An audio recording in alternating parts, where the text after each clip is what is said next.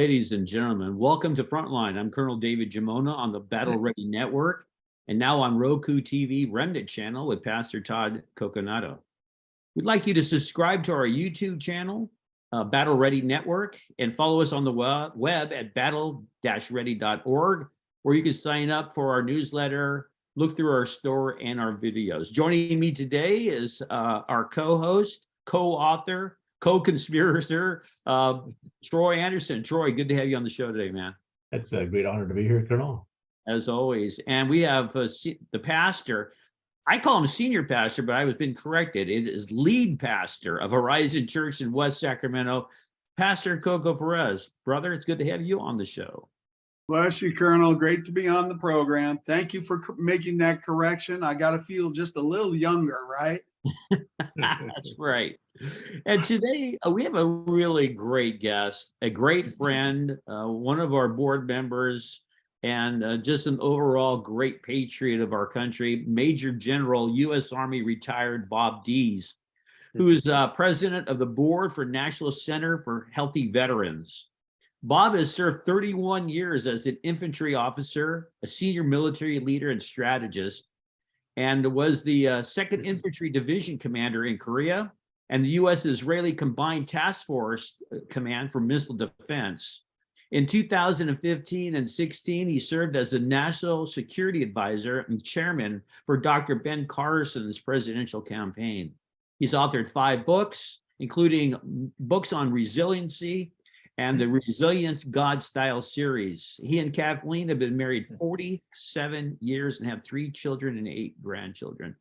Bob, what a great honor to have you on the show today. Well, Colonel David, what a great honor. I recall way back when we last connected on this recent season of life, you were playing the guitar, entertaining a bunch of chaplains, Special Operations Command, and I came to appreciate you as a musical entertainer before I appreciated the greater depths that you have reached into now. So God bless you. Great to be with you. I really applaud the Battle Ready Network and your good work because it's needed more than ever today.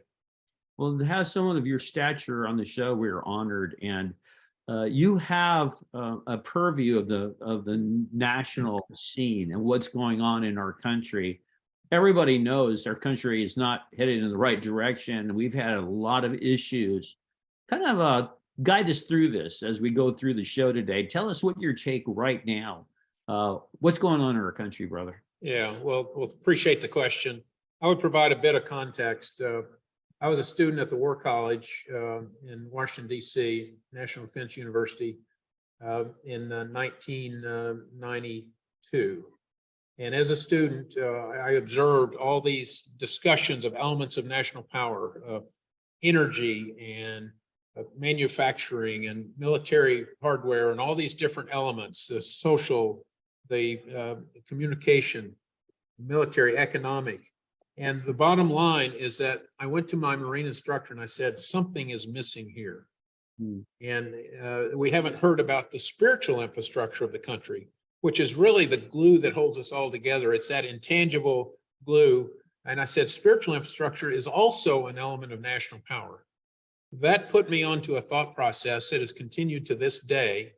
And that was the genesis of the book, Resilient Nations, that I'll discuss in a moment. And it caused me to question where we are in America and ultimately where we are as a resilient or non-resilient nation. In the process of that, the Lord impacted me, and the first question he gave me, if I might do a quick screen share. Sure, absolutely. This is the verse out of Psalm 11:3, and it simply says, if the foundations are being destroyed, what can the righteous do? I think we have to understand, if we have our eyes open in America today, that the foundations are being destroyed. You know, it was God himself who breathed life and heart into America, into the soul of America. And we look at America today, and it's almost like we can't recognize it, and I suspect that God can't recognize it. And he understands our wayward ways and all of this, but the moral decline in our nation has just become very apparent, and that has led to implications in every area. You look, in Resilient Nations, I talk about life, liberty, and the pursuit of happiness. In America today, we have a culture of violence and death. It started, way back. Think about the knockout games that were played in New York City, where somebody come up behind another person, just totally knock them out as recreation. Now recreation is stabbing somebody or looting a store with impunity, or rioting in America and throwing bricks through store glass windows with impunity. So the foundations of law and order, of civility, of life, even obviously the abortion and so forth, those are in fact being destroyed versus the culture of life that God intended. You look at liberty, really liberty has devolved into a culture of entitlement and a culture of bondage, bondage to a spirit of entitlement, a spirit of offense in America. And if somebody next to you is not exactly like you, then the culture is to demonize that person. And that's why we have a proliferation of special interest groups, not only in the LGBT community and so forth, but in every other community. If you're not just like the group that you espouse, then you're demonized and you're against us. Right. And that fights again against the civility in America. And then finally, life, liberty, pursuit of happiness. We've gone from this focus on outcomes, focus on opportunity, equal opportunity, to equal outcomes. And we know that where that takes us into socialism, that takes us into bondage again. And so these very basic freedoms that are espoused by God through the litany of how he developed the law and the way America is governed today have been violated radically. And so it says, what can the righteous do? I know you, every broadcast, ask about what can you do? And it's not because we're righteous people, but it's that we are righteous because we're clothed in Jesus Christ. And it says in Proverbs, the wicked flee when no one are pursuing, but the righteous can be bold as a lion. So this day and age in America, America needs us. America needs this type of people that are on this broadcast, and because we need to be bold as lions. We need to proclaim the truth. We need to do what we can to return to those God-honoring foundations that God put in place. Now, I wrote this book, Resilient Nations, and in it, I said there's 10 pillars of American exceptionalism. In fact, this was what attracted Ben Carson and how I eventually became his national security advisor and campaign chairman. He looked at this and he said, this makes a lot of sense. And so you see these. I'm not going to talk about each one of these. I know you've had expert speakers address many of these on your program before. But, when we violate the constitutional foundations, when we depart from the rule of law, when in religion and private and public venues, and public venues, that has been persona non grata to have religion in the public square. But God ought to be in every part of America, every thread in the moral fabric of America. Societal morality, we mentioned that. Healthy traditional families. God Right. produced, 3 institutions. It's the family, the state, and the church. And those are the primary building blocks of society that God put in place. Education, we know all the things swirling about education: unity, diversity, civility, industrious, resilient. There's that word. I'll talk about that in a minute.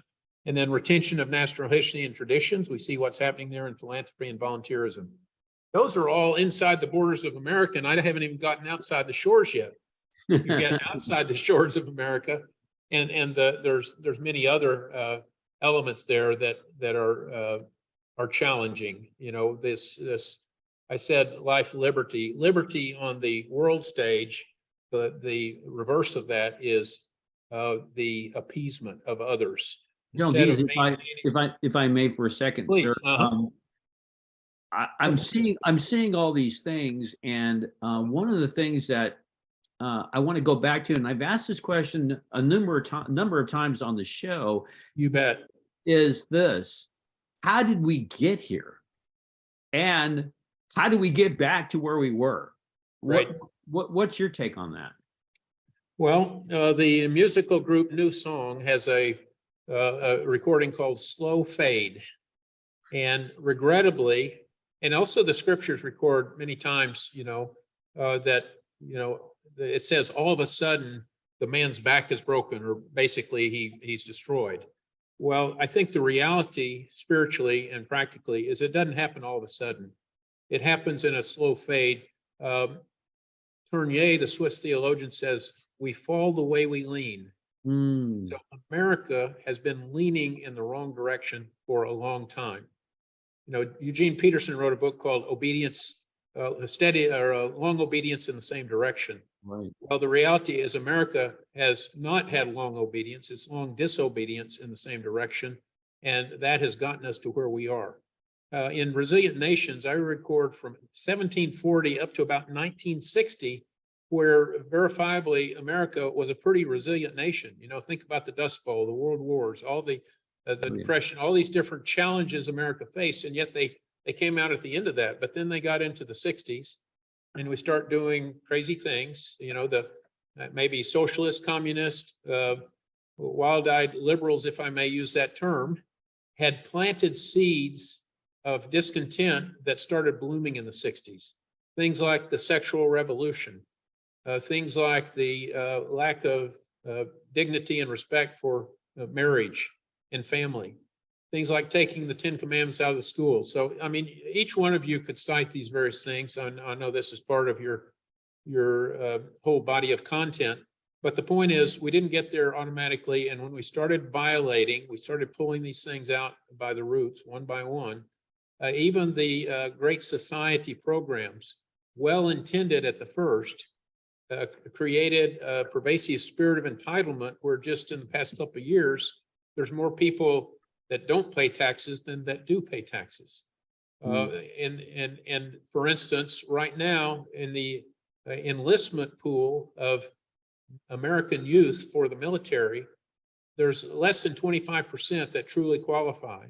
The others are unable because of mental, behavioral, or physical issues.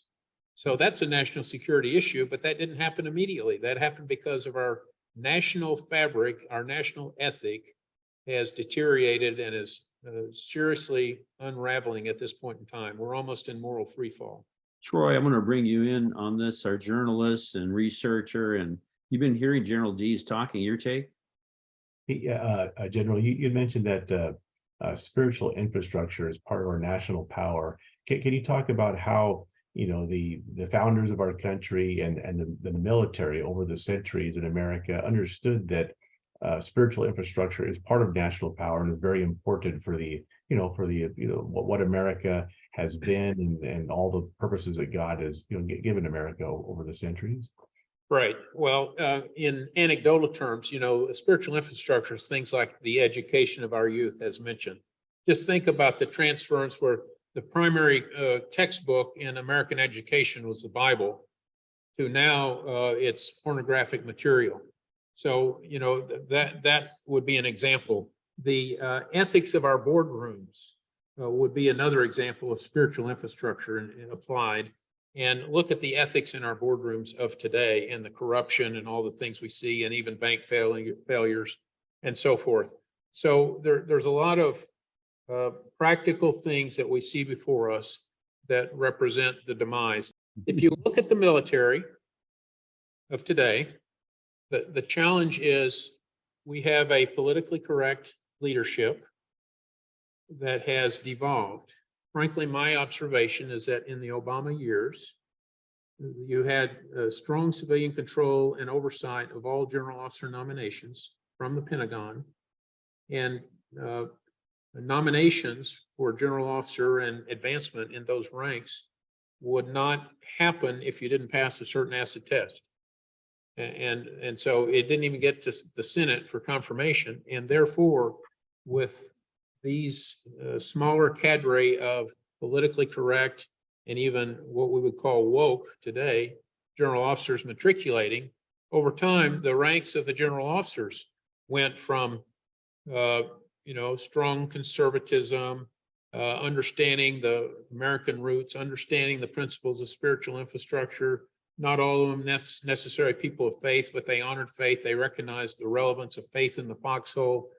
all of those, those leaders have now evolved into a cadre of leaders that are really, that espouse critical race theory and don't even see anything wrong with teaching that at the military academy. And don't even see anything wrong with the military funding transgender surgeries and a place that cultural equity above military readiness. So it goes on, but we have leaned in the wrong direction, and frankly, very specific and intentional strategy by left-leaning, even socialist leadership have taken us to where we are today. How do we get back? That's a good question, David. I think we got to be Gideon's army. We got to be battle ready. We got to understand the deceptions that exist, and that will help us. Many people say, "Okay, General, what do we do next?" And I say, "I'm not the general. God's the general. I'm a private in his army." But the way he works is he doesn't lay out this grand strategy or through a man lay out a whole grand strategy. He calls on David and Pastor Coco and Troy and Bob, and he says, here's the calling I have for you, as we listen to his still small voice. And when we carry out that calling, then God, the grand strategist, weaves those sinews together to accomplish his purpose. So we need to listen and work our lane and fight and pedal like crazy. I think that's the answer for all of us collectively, if that makes sense. Pastor Coco, you've heard General Dees talking about the spiritual infrastructure and all the things going on and corruption. Brother, come on into the conversation. Thank you, General, for being on our program. You are a very important man right now during this time. Our country's going through deconstruction. Everybody knows it. All the Judeo-Christian values are leaving overnight. And it's really a sad time, but we can't get stuck, right? In that sadness, we have to rise up. You just said something that really reminded me of my wife. She always reminds me of my lane. Stay in your lane, right? Because pastors want to get in every lane, right? Possible, but that's impossible. And I think our lane today really is one of course, the fundamentals of prayer and of speaking the truth, which kind of segues into freedom of speech. Is that not a constitutional, foundational part of our country? And look at what's happening to freedom of speech. This program itself, maybe in a couple of years, may be outlawed. What are your feelings about that? Is that not a fundamental part of the Constitution that we're losing? Yeah, well, thank you, Pastor Coco. My wife says the same thing about my lane. No, I'm kidding. By the way, Troy, we have our 50th anniversary later this year, so we're excited about that. Congratulations. To answer your question, I totally agree. It's a fundamental right. It's embedded. It's, I'm sure it's definitely a God-honoring principle, freedom of speech. The problem is, in America of today, it doesn't matter what is right. It doesn't matter what is legal. There are forces at play that will do what they can get away with. And so they're running hard and fast. Doesn't matter if it's illegal, the mainstream media and others will cover that up. It doesn't matter if they're violating people's freedom of speech, and there's great hypocrisy in letting some people talk and say things and not on the other side, particularly Christians this day and age. So I wish it weren't true, but that's why you guys are called Battle Ready Network. It is a battle. And if people could reason and honor freedom of speech and one another, then that's great. But it's a battle because if these forces will do what they can get away with, somebody has to blow the whistle. Somebody has to say, that's not true. That's not right. That's not just. That's not moral. That's not pure. And so we have to be sort of the referees on the field to help throw a red flag now and then and push back. I love the parents in Virginia. I'm in Virginia now. Governor Youngkin has spent a lot of time at our farm here and with the veterans and things. he won his election in Virginia because he recognized the passions of the Tiger moms, particularly in Northern Virginia, that wouldn't allow teachers to subvert the minds of their children. Yes.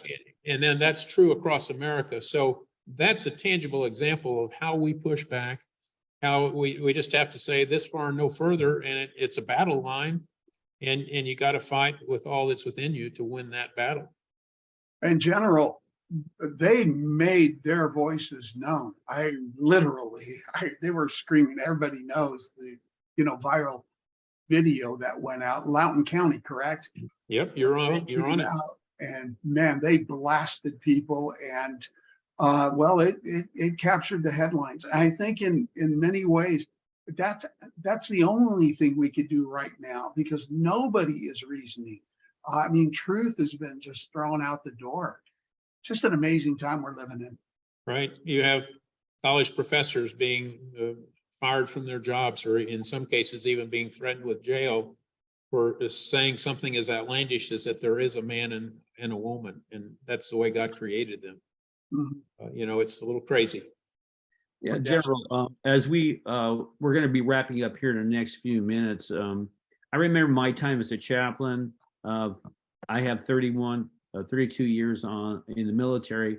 And I remember going into battalion commanders and they were saying, well, I really don't need a chaplain. By the time we were done, and they knew the value of a chaplain, it was really a turnaround for them. Their eyes were opened and they could see that, hey, this is a valuable asset. It's a combat multiplier.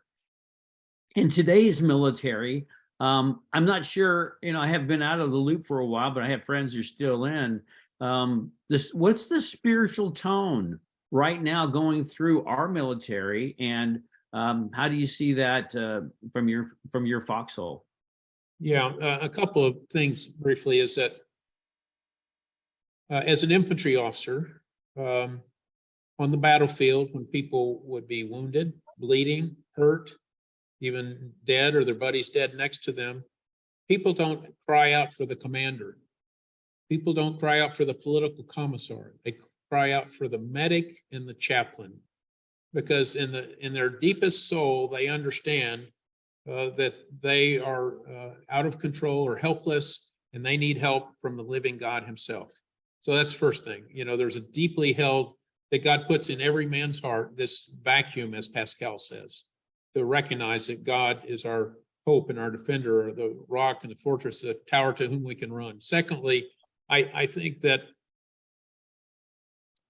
Don DeCostin was just selected as president of Liberty University. He was chief of chaplains of the Air Force. Right. I worked with him while he was still on active duty in that role, and he, more than most, connected the dots between spiritual fitness and military readiness. And so he was able to do that through extensive research and pulling up Dr. Koenig from Duke University and pulling some Harvard University research that illustrates the empirical validity of faith protocols in a whole number of areas, to include in the military. So we've got to be, we have to not only rightly divide the word of God, but as there is empirical evidence available, we need to use that as part of our weapons of war as well, because that is truth, that it makes a difference. In the military today, the spiritual tone, hard to say. I also have not been in the foxhole of recent, but I would in confidence say there are still God-honoring chaplains. Mhm. They're fighting the good fight, but the American military is a microcosm of American society. So when you look at our soldiers, sailors, airmen, Marines coming in, I mentioned that they're in many ways not fit for service and don't even get into the military, but the ones that do, they're bringing in a greater cultural baggage than ever before in terms of wokeness and so forth. And then, I focus a lot on resilience. American youth of today, God bless, there's some great ones, but as a category, they are far less resilient.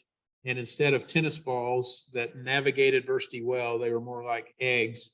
And then it's hard to put them back together, as with Humpty Dumpty. Thank you, sir. I appreciate that insight. We're going to have more. We're going to wrap it up for right now because of our time. But with the stay tuned, we have another whole show with General Dees coming. Sir, before we go, would you tell us how to get a hold of you, your websites, your contact information, and how people can tune into what you're doing? Sure. Well, two primary websites. Thank you for asking, David. One is resiliencegodstyle.com. This is my website that's been developed over the last 2 decades. Resilience material, our books, videos, blogs, and so forth on resilience. It says not by power, by might, but by my spirit. So resiliencegodstyle.com. And then secondly, related to our whole veterans work that we'll talk about maybe in the next broadcast, is healthyveterans.org, healthyveterans.org. And in both cases, they can connect with me by just simply contact at healthyveterans.org, contact at resiliencegodstyle.com. Thank you, Dave. It's been a privilege to be with you today. Oh, thank you, sir. And for those who are watching, stay tuned for the next show because it's going to be really, really good. But before I go, I have a question for everybody out there in the audience. Are you battle ready?